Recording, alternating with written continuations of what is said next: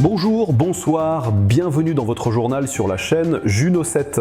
La police nationale d'Haïti renforce son arsenal.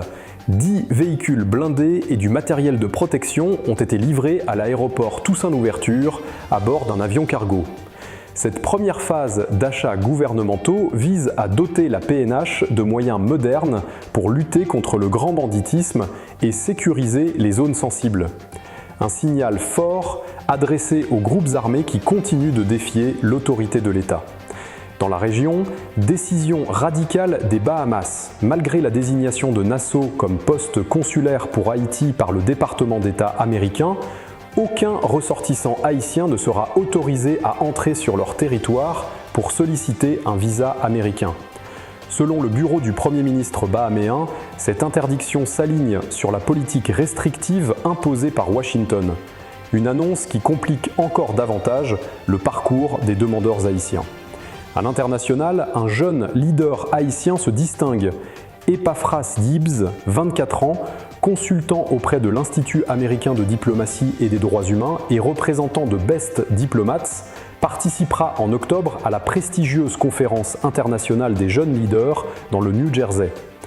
Diplômé en communication et en relations internationales, Gibbs veut inspirer la jeunesse haïtienne en montrant que formation et engagement peuvent ouvrir les portes du dialogue mondial.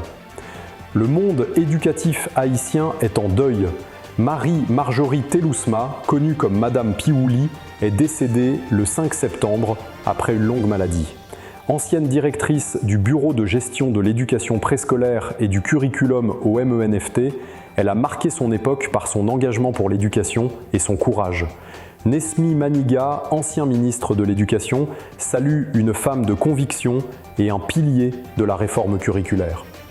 Dans le ciel, les États-Unis maintiennent leur prudence. La Federal Aviation Administration prolonge jusqu'en mars 2026 l'interdiction des vols commerciaux américains vers Port-au-Prince.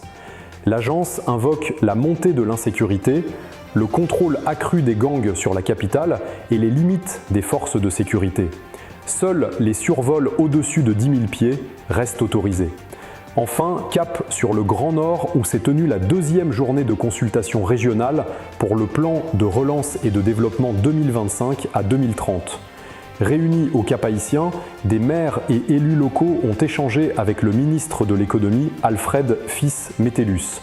Avec l'appui de partenaires comme la BID, l'Union européenne et l'ONU, l'objectif est de replacer les collectivités au cœur de la stratégie de développement en valorisant les territoires et en intégrant leurs priorités dans le budget national.